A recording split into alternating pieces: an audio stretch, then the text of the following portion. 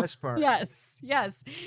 So Jack is going to be with us today, and I've known Jack my whole life. We're going to go into it, but Dad, when you were starting out as a coach, he was one of the ones that you reached out to, but you had to assemble. It was like news team assemble. You had to find people who were willing to help. Right. Again, I played with Jack in high school. He went on wide receiver for Cornell, so he was well schooled in the game of football. And as soon as he's going to come back into the area and announce for baseball, I'm going, that's a different season from football. Yeah. Jack, hey, how you been? And hey, if you can come down a couple days or so. And I'm thinking, once I get him, what do you want to say? Just when if I get him into it, he'll be down there 4 days, 5 days, 7 days. It sounds evil on my part. I was desperate, No, and I mean, growing up around it, I don't remember him not being there at a game. Like, he was there for everything, and to juggle the amount of coaching that you guys had to do along with a broadcasting career is just incredible. It was just organization. I mean, you'd just be organized. I mean, by the time you really get revved up in September, there were still baseball games to go. But I won't be here Monday, Tuesday. Mm-hmm. I'll be here Wednesday, Thursday. Mm-hmm. Okay. So you knew that going into the week. Each week you just plotted it out, and he was receivers. Mm-hmm. So, there are things you can do. Okay, I'm being a head coach. You're ready to coach anything because someone's going to come up where somebody can't show up. Mm-hmm. I got it. I'll move over. I'll do that too. Yeah. So it was doable, and especially tapping the knowledge that Jack had, because he would be doing college football games too, and he'd always come back with a diagram or something. Hey, they tried this play, and it was really so. That was pretty nice, actually. It was. Well, you will definitely recognize him if the name sounds familiar. The voice will definitely sound familiar. He's had such an incredible career. He's still going. We're lucky that the Rockies are in town, so we get a chance to catch up with him. So you're going to hear from him after the break. But before we toss to break, I want to thank our sponsors, Infinity of Beechwood and Infinity of Akron. Discover the Infinity QX60. Elegant design, advanced features, and versatile comfort for every journey. Visit Infinity of Beechwood or Infinity of Akron and experience true automotive excellence. This is luxury redefined. All right, when we come back, we have Jack Corrigan with us. Welcome back to The Object of the Game. Thanks so much for watching today. Before we jump into our interview, I want to take the time to thank Lake Spur Marketing, one of our sponsors here on the show. Lake Spur Marketing is a full-service ad agency built on trust, strategy, and performance. From digital ad placement to broadcast buys to creative and everything in between, Lake Spur has you covered. At Lake Spur Marketing, there isn't a set-it-and-forget-it strategy.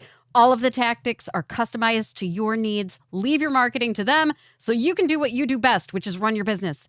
Lake Spur Marketing, the proof is in their partners. Well, I think I should just kick back and relax. I have a light load today because our guest today, Jack Corrigan, and my dad have been friends for a long, long time. Yeah, don't go into numbers. I don't go into numbers. Give us a break. Yeah. Give us a break on that. But also somebody I've known my whole life. Yes. So great to have you here, Jack. Thank you so much. Well, I'm one of your followers. I've watched the shows out in Colorado, and I enjoy obviously the concept of the show and what you guys are talking about. And like you said, I remember when you were born, Maureen, and your dad and I, your dad and your mom.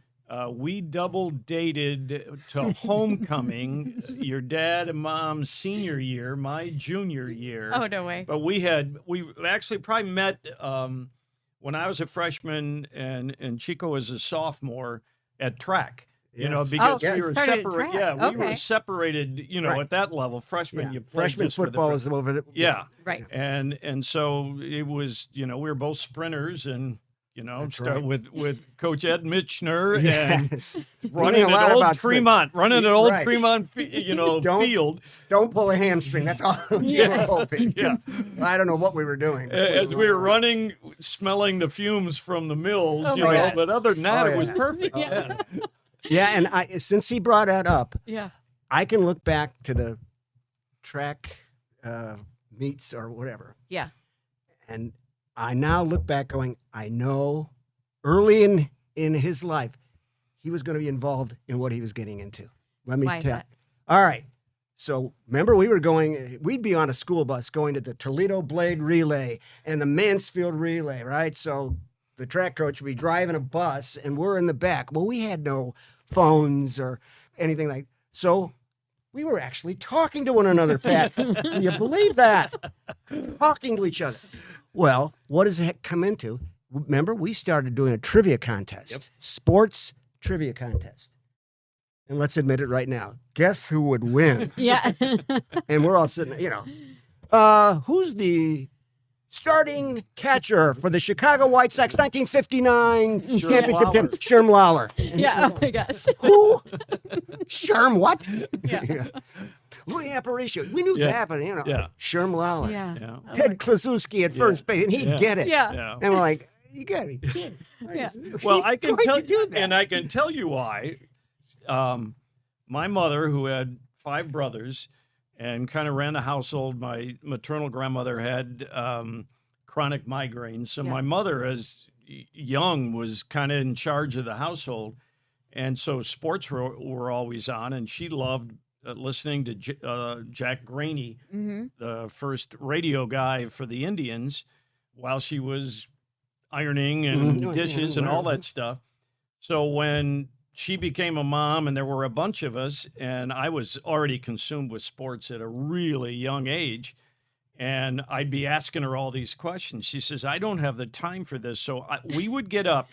We'd get up at 5 o'clock, 5:30 in the morning. I still get up early. And she taught me how to read with the sports pages.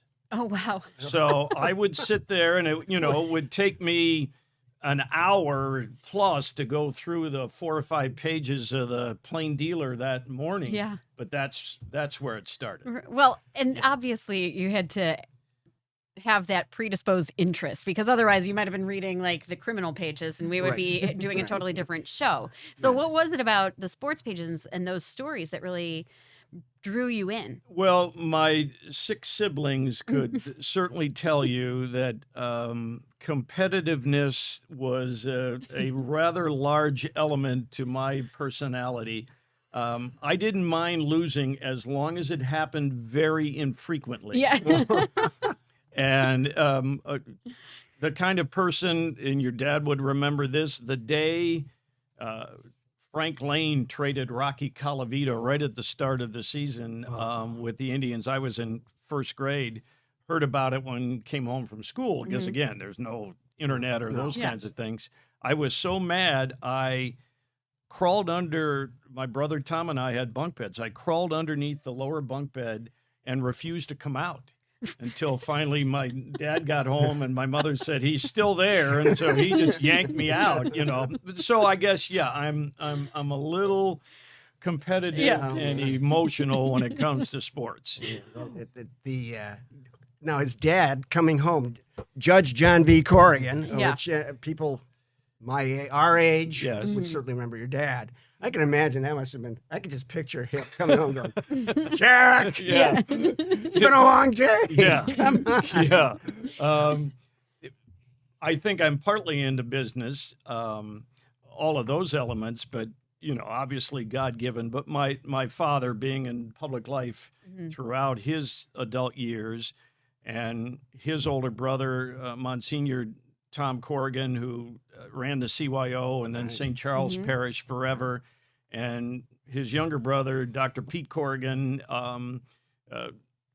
everybody's doctor on the West Side. If you were Irish Catholic, you went to Pete Corrigan. Right. But they all were phenomenal speakers. Yeah, I mean, just had that innate ability, and then nurtured through, Ignatius and John Carroll, for all of them, that how important it was to communicate. And we always laugh. St. Charles Parish, for people who don't know, out in Parma, at that time was the largest building, one of the largest parishes, but the largest building outside of the St. John's Cathedral in the diocese. And he didn't use a microphone. Oh my gosh. And in the last row, You heard every word. Yeah. He makes me sound almost like a mezzo soprano. I mean, he had this wonderful voice, and my dad was the same way, and you go, wow. Yeah. And unfortunately, the good Lord blessed me There you with are. some That's of right. those tools. Yeah. There you go. So There you wait, go. track, football, Right. and then did you play baseball at I Ignatius? played baseball in the summers. I didn't. I did too. I Same didn't thing. play. It was hard to do track and baseball Yeah. at the same same time. time. Yeah. And the great thing about track, you worried about running around a curve. In baseball, you have to hit a curve, Mm-hmm. and I wasn't real good at hitting pitches that wrinkled, as Yeah. we like to say. But the same head Yeah. coach would stop you. I was a running back. He was a receiver. Yeah. Right. Would stop you. You're gonna run track, right, in the spring? Yeah. Yes, sir. Yes, we I would have are, played yeah. baseball probably. Yeah. But, okay. Yeah. I guess some way it paid off because I coached track for 48 years Yeah. too. But I don't know. Right. But he didn't have that big of a vision Right, of what we yeah. were doing. Yeah. Okay. Right. Yeah. So would you say then, I mean, other than those three sports, were there any others that were near and dear to your heart? Well, I love all sports, and Yeah. I've been blessed. I many times when I speak to prospective broadcasters and all that, I kind of do it alphabetically: baseball, basketball, football, golf, hockey, lacrosse, track and field, synchronized swimming, Yeah. wrestling. The real kind, not WWE. Yeah. Right. And then the one that always draws a reaction from them, equestrian. I Yeah. did a couple of the jumper classics out in Chagrin for Oh, wow. ESPN, when I was a stringer learning the craft, and somebody offers, oh yeah, I know that. Sure. Right. Yeah. Didn't You're not know gonna a say thing. no. Yeah. Right. Yeah, and Yeah. that's where it was great practice, because that's where I learned how important it is to have a good color analyst, because I deferred, and I can't think of the woman's name, it makes me mad, but she knew the sport and she was well-spoken, so it was like, okay, we're back here, and boom, I let her go. Yeah, right. and Right. I sounded great because I didn't have to talk Right. about something I didn't know Yeah. anything about. Something that the audience would ask. Right. Yeah. He's asking Yeah. for sure. Yeah. Yeah, that's kind of what I do on this show is just toss to and from break and let you guys go, which we do have to take a break. Okay, But when we all come right. back, I want to talk about the coaching years, and then also at the same time you were juggling a broadcasting career, which is wild to me, knowing how much time has to go into a broadcasting career and coaching. So we are going to have more with Jack Corrigan when we come back.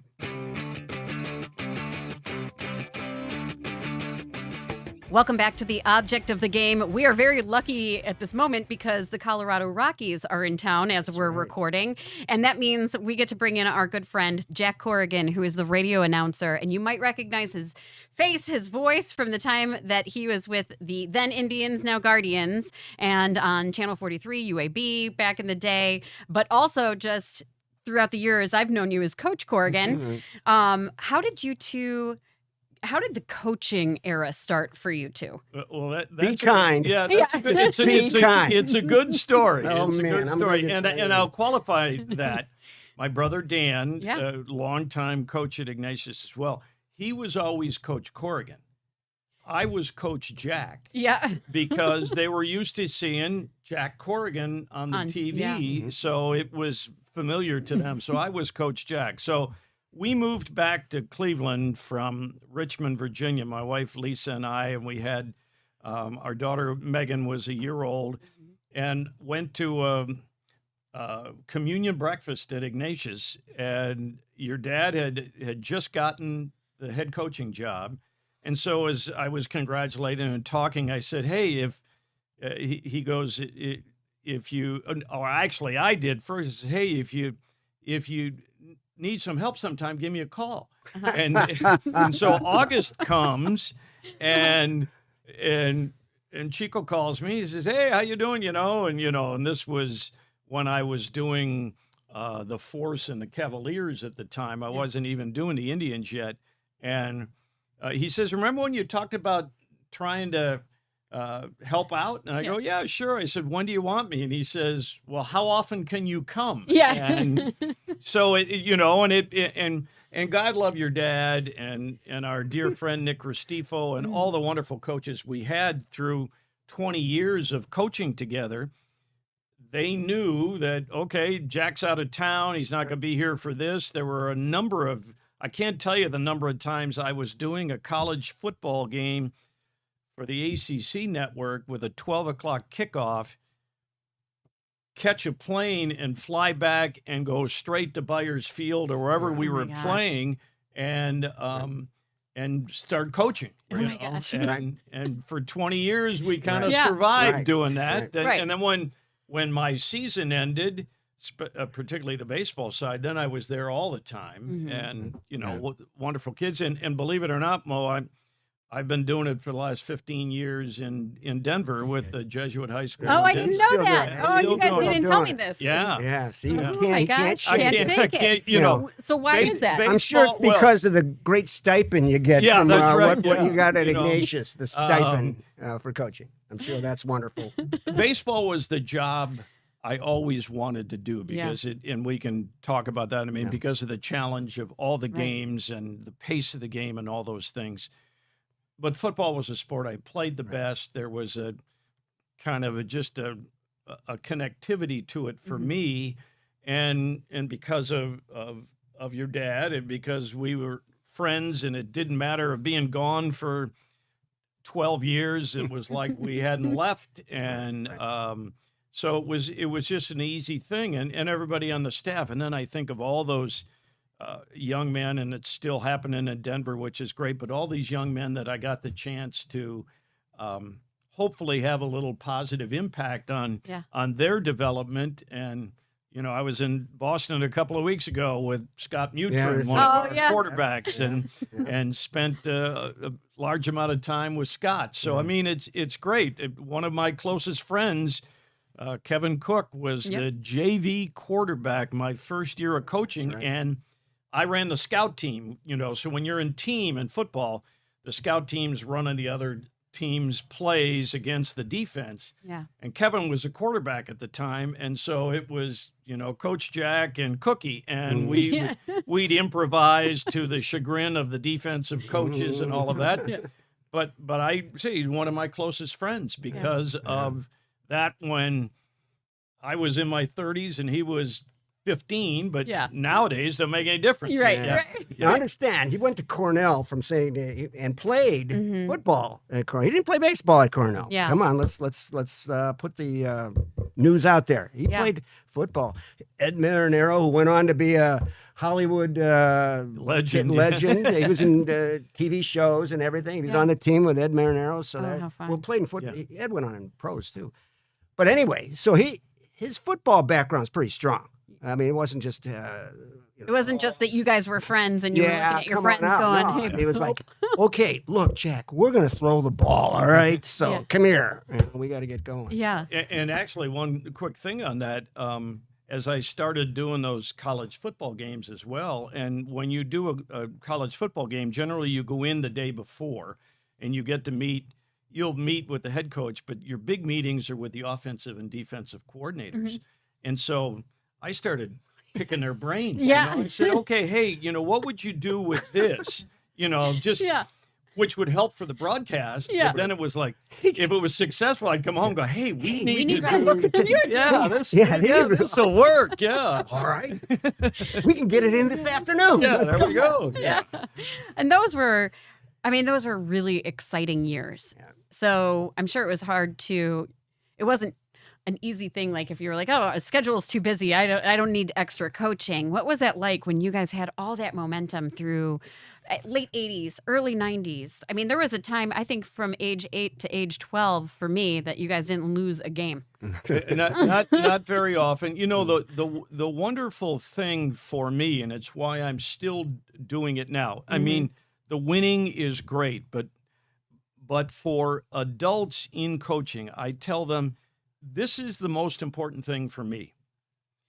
You have, and it's still even true in baseball. I tell people, well, I've been doing this for 40 seasons and it's the same players. And they go, not the same players. And I go, yeah, they're all 18 to 35. they're ambitious, they're disciplined, they have goals set, they need to work with each other and all of that. And if you allow all that energy to be absorbed, it keeps you vibrant, it keeps you young, if you will, and young mentally as well as physically. And so that's for me why, I love doing it. I was getting more out of it than the kids were, which was okay, Yeah. Well, let's take a quick break here. I know we haven't even gotten into your time with I'm going to call it Indians because at the time it was Indians, Right. and then now with the Colorado Rockies. So I want to get into that next, but we'll take a break right here. Welcome back. Our guest today, Jack Corrigan with the Colorado Rockies, but you probably remember him from his time here when he was the voice of the Indians, and now the Guardians. He's our guest here on The Object of the Game. If you've been watching, you know that they've known each other a long time. We're getting through all of the old years. Now we're getting into the newer years here. The old years. The old The- years. There it is. Oh, There it is. you had to say that. I was around for those You're old going to hear years. it after Yeah. the show. Yeah, Oh, dear. I was around for the older years. Yeah, you were. Um, People may not realize, and I hope my statistics are right. He was with the Indians for 18 years, Yeah. wasn't it? Yeah. It's only been Rick Manning, who, still doing the Indians. Right. Rick Manning has I think, the On the only t- one On the TV side, on yeah. that. Yeah, because Hammy's passed. Oh, me, yeah, okay, Hammy. But, Oh, yeah. but Rick, how on the many team. people have stayed with a franchise? team Yeah. for 18 years? Yeah. And then, UAB folded. He would have been still doing it today, Yeah. maybe. Right. I don't know. Depends on what the boss at home would have said. Yeah, that's right. I don't. UAB again. It's probably a stipend. I don't know. How did you get that job with It was a very and so we I had come back to Cleveland. They tried to create Ted Stepien owned the Cavaliers at the time and it was a wonderful idea. It just was underfinanced and not structured properly. They tried to start a regional sports channel that hadn't been done, and I was going to do some Cavaliers games, do college events, and do the Indians with Joe Castiglione, who Oh, yeah. just my God. retired Yeah. after the Red Sox career, and Yeah. he's in the Hall of Fame.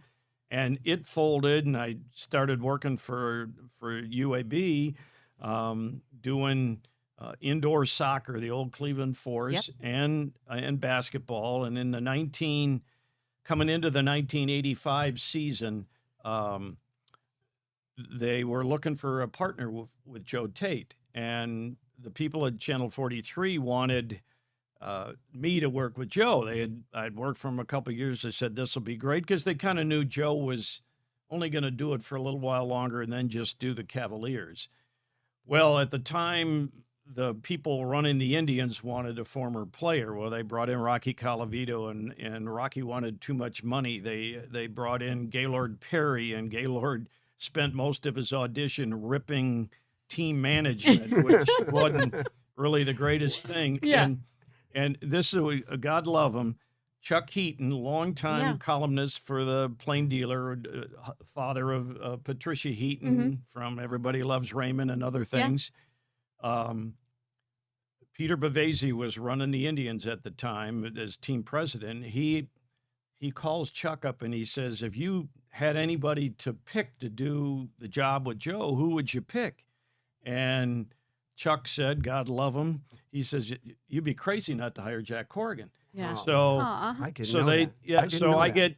get hired, 43 was happy, and for me, I'm sitting next, it was like getting a PhD in broadcasting sitting next to Joe. Yeah. And then later with Mike Keegan, Yeah, that Mike was a Keegan. PhD in baseball. Mhm. So Right. but it was funny. I was like a month into the job, and Peter Bavasi came into the booth and he said, I knew you were the guy. And I'm like, yeah. Yeah. But so that's how it, That's great. that's how it starts. And like your dad said, I mean, I probably would still be here. And then after 9/11 and all of that,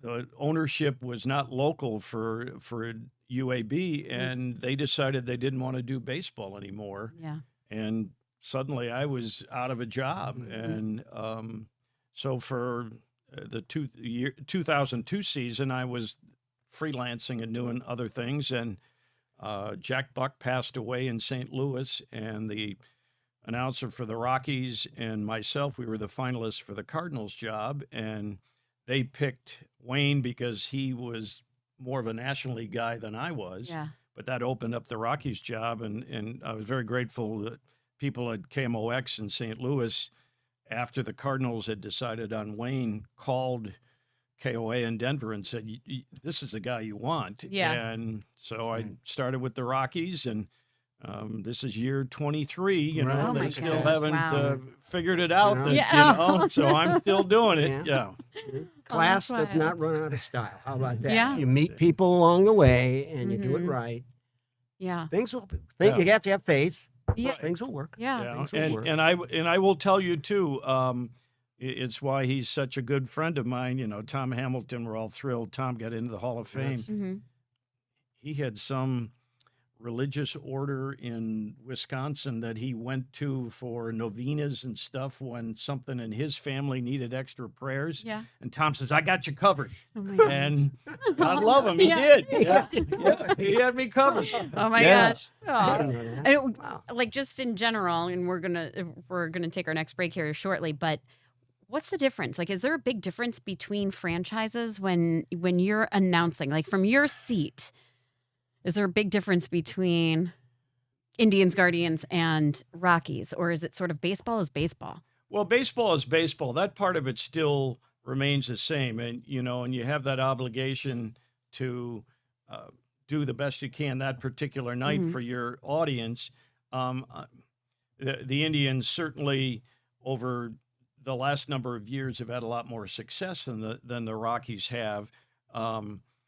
But the markets are similar in that football is king in the town, except when you're really good. And and so you have that expectation in the job, but it's still, you know, all about the wonderful thing of baseball. It's a story that has 162 chapters. Mm-hmm. And like tonight, as we're recording this, the Rockies are going to play the Guardians. And all I'm worrying about is chapter 107, which is being played tonight. And it might be the greatest game I've ever broadcast. It might be like the game we had this past Saturday in Baltimore where we lost 18-0. Oh, wow. But it doesn't change your job. Yeah. And it doesn't change from team to team. Your audiences, you know, if you're working the Yankees games or the Red Sox games, the audience might be a little more critical. Mm. But if you do your work and if you take the proper approach, it's the same everywhere. Yeah. One of the favorite things I like to do, especially when it comes to good storytellers, is I want to hear some good stories. So in our next segment here after our break, I want to hear a couple, just one of those where if you're sitting in that rocking chair at 105, what stories are you telling? That's All right. so prepare for that. I know he's got good met some people. I know. That's why I know it's not going to be hard for him. And I know it's going to be He's some got of, several. Yeah. some of the best we hear. So let's take a quick break. We'll be right back.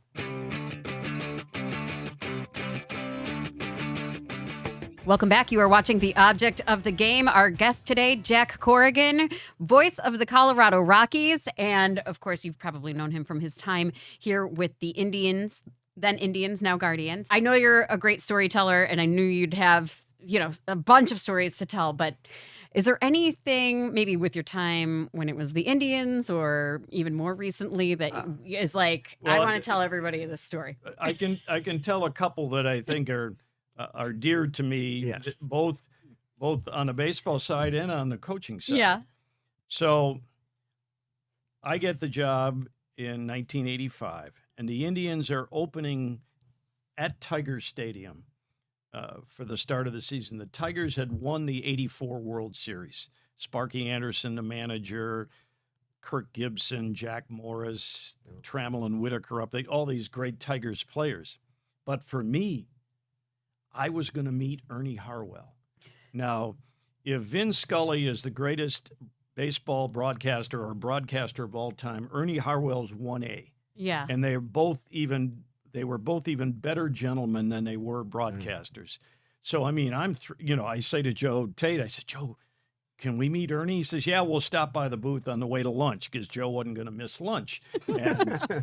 And so we get to the WJR booth and talking to Ernie and Paul. God, I just drew a blank on his last name. His partner, who had a voice that must have started at his toenails. It was like basso profundo, as they say in opera. So we're talking to Ernie and all that, and I can tell Joe's ready to go. So we get ready to leave, and Ernie reached out and grabbed my arm, and he said, young man, can I give you a little advice? And I said, sure, Mr. Harwell. And he says, it's all right for your audience to know they're still selling hot dogs in the 6th inning. And I was like, okay. Wow. Thanks. Yeah. Yeah. So I'm walking in the little corridor to go to the media dining area, and then it struck me.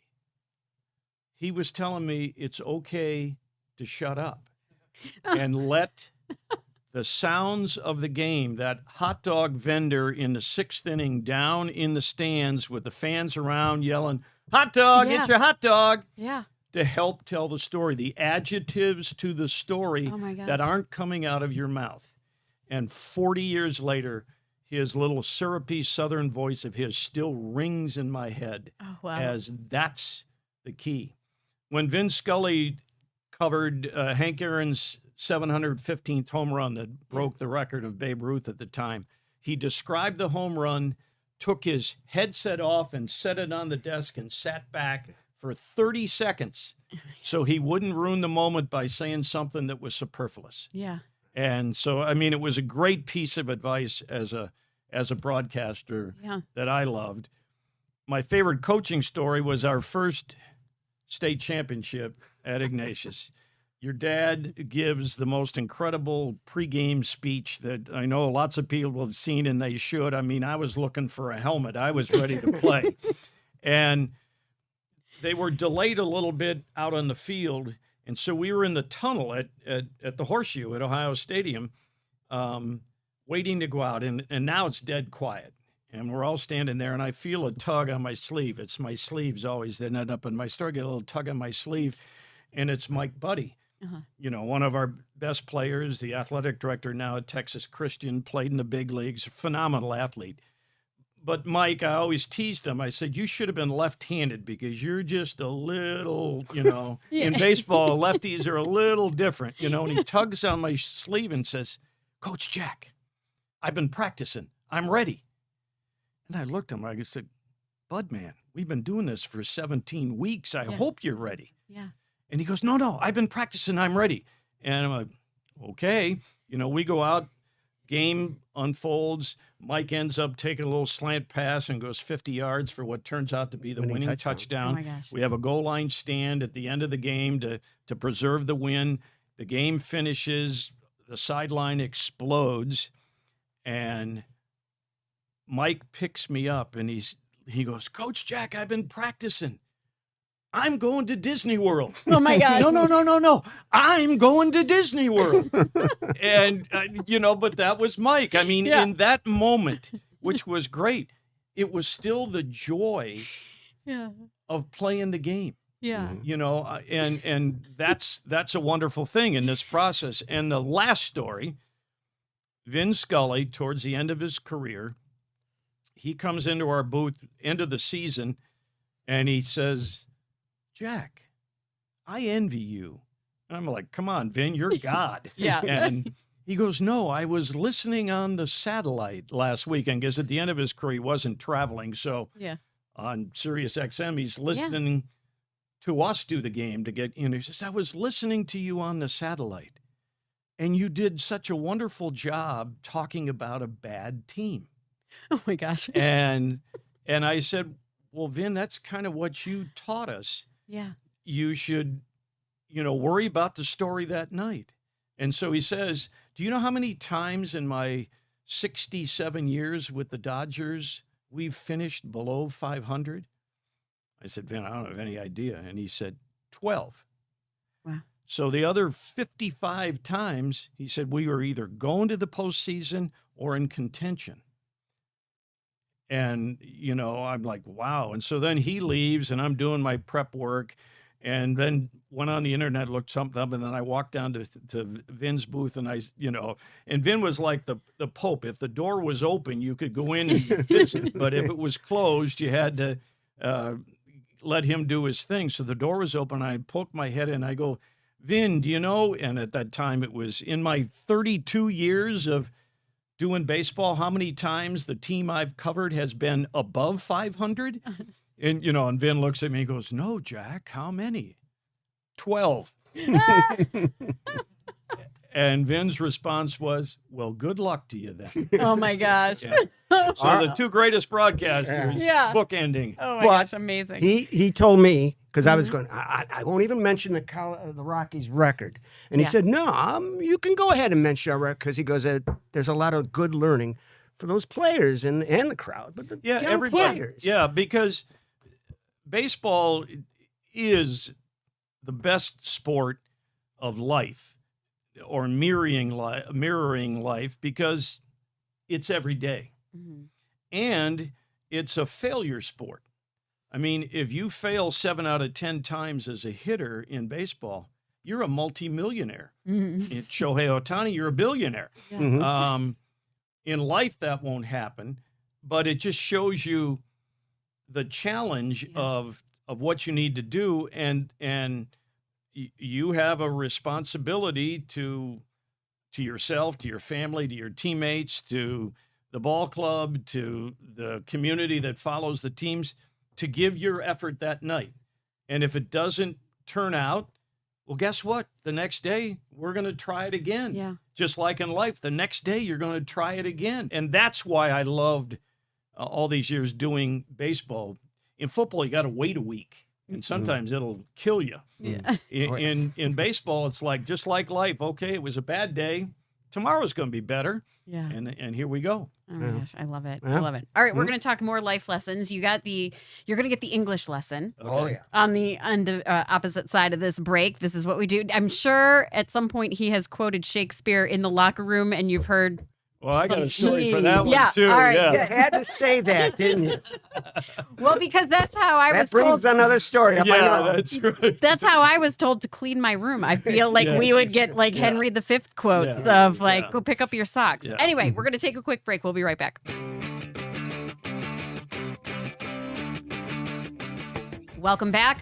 We have a really great story coming up for you. We're going to get to the vocab word first. Then we got to get into some Shakespeare and this great story. But okay, you sent him the list of words. I did. And as we always say, okay, English teacher, themes all the time, literature, but sports, life. If you listen to this show, you'll hear what he was saying about advice that he's received from Vin Scully and all these wonderful people and the players that he's met and manages. So on. We usually get into a pretty good conversation with these vocabularies. So I sent him a list. I didn't want to hear it until now. I don't want to hear it. So you get one or two, whatever you want. Okay, let's go. What'd you come up with? Well, the first one is enthusiasm. And I get asked all the time who my favorite player is that I have covered through the years. And there have been lots of them. They all had a common element, enthusiasm. And the one most of all for me was the late Kirby Puckett. Even though I was covering him from the other side, Kirby was 5'8" and 215 pounds, didn't look like an athlete, and was obviously a Hall of Famer. But the thing I loved about Kirby is every moment he was on the field, even though he was an intense competitor, his smile was always there because he realized, man, I get to do this for a career. Yeah. And it's the way I feel about my job. It's like, the Rockies might set a record for the most losses in a season. So what? Yeah. It's still a story to tell, and I get to help tell it. Yeah. So enthusiasm, we had Carlos Gonzalez, who played a little bit with the Indians, Guardians, after a lot of years with Colorado. When I was covering the Indians, Carlos Baerga and Omar Vizquel were guys that were always upbeat. Those are the people that I'm drawn to because they're loving life, and that's what we should be doing. Yeah, beautiful. I love that one. Beautiful. Second one? Second These guys, one. second one. Second one is ability to serve. Oh, okay. I like this. And twofold, both the broadcasting and coaching. The broadcasting side is, while the Rockies are having a tough season this year, we've had a couple of tough seasons along the way. For many people, housebound or elderly or just people who love the sport, you have that wonderful opportunity in a job like mine to serve people with something that they're going to enjoy, relate to, or whatever. And that's your job, whether the team's losing 18-0 or they're hitting a walk-off homer. My job is to give a story to all the people who are listening, who might be the only time they listen to it, or might be the last time they listen to it. And it's a great tool, a great opportunity to serve that. And the same way in coaching, as we said earlier, when I was with your dad, Maureen, and Chico, you know, because I was in and out, in Denver, they call me the coach whisperer, because while I have some duties, I'm really kind of the walking up to players and being the good cop, or walking up to another assistant coach and say, hey, you know, I think so-and-so has an opportunity to do this or do that. Yeah. And that thrills me, just especially when you might, you know, that's the beauty of coaching, is you give some, or teaching, because it's the same thing, and the effort hits, you know, and it has a result, and that's why you do it. And it isn't about those great stipends we always got, you know, right? You know, it's about those kids who you coached 40 years ago who still think the world of you because of your influence, your ability to serve. I love that. That's the first time I think we've had somebody pull that ability to serve. Very ironic with the quote I'm going to give them. Oh, okay. Very. We got to tell this story though, because in the break, we were joking about the Shakespeare quote, and you said you were a theater major at Cornell, and as a freshman. As a freshman, couldn't do theater and football. It was just too much. Too much. But you tell us about the part you lost out to. As a theater major, you had to be in 4 productions a year, either on stage, back of the house, or front of the house. So I was in a small role in Lysistrata in a studio theater production, worked backstage. And so I was up for one of the parts. They were doing A Winter's Tale as the spring production. Shakespeare. Yeah. And I was reading for a part, and they chose the other freshman who was reading for the part. His name was, may he rest in peace, Christopher Reeve, who went on and had a little bit of success in the world of acting. Got a career. I know. If you're too young to know who that is, go watch the first Superman. He's Superman. That's amazing. The original. The original Superman. Yes. All right, let's get the quote. Okay, this is from the play Coriolanus, which is a tragedy. Shakespeare sort of borrowed the plot. He would do that. On occasion. Steal a few. And he got this one from Plutarch's Lives, so about a Coriolanus. And tragedy, you know, a guy who was successful, but ambitious and very impatient, and he rubbed people the wrong way. And okay, enough said for his tragedy. But in Act 3, and I just what you were just talking about when you're saying the ability to serve, and what you're able to give those people, that right. So the quote goes as follows: "In such business, action is eloquence. They can't see the game while you're telling it on the radio, but by the way you word it, they see it." And that's a beautiful talent, and that's a beautiful service for those people. Yeah. And it's eloquence, the action, what they're picturing. You're describing what they're picturing, maybe better than what happened on the field. It's the Colorado Rockies, fellas. It could be. Yeah. It could be. And if we have time, we're talking about Shakespearean quotes. So, as you know, Maureen, and people might not know, I got a master's degree at Kent State University, wonderful program, and my master's thesis was on NFL films. And so I loved creating highlights. So I started in 1989, the first year that we won a championship together. I did a highlight video, and so then, well, we got to do it the next year, and so it became 20 years of doing highlight videos. Well, I'm always looking for things that'll work, for themes. And I happened to be watching on TV Richard Branoff doing the St. Crispin's Day speech. Henry V. From Henry V. Go to practice that day. We're in the coach's locker room getting ready, and I said, Chico, what's that St. Crispin's Day? And he starts doing the speech. They'll remember it, and all these yeah. things from this wonderful speech, we the small and the all of that. I don't remember. Yeah, for today. The Band of Brothers and all of that, and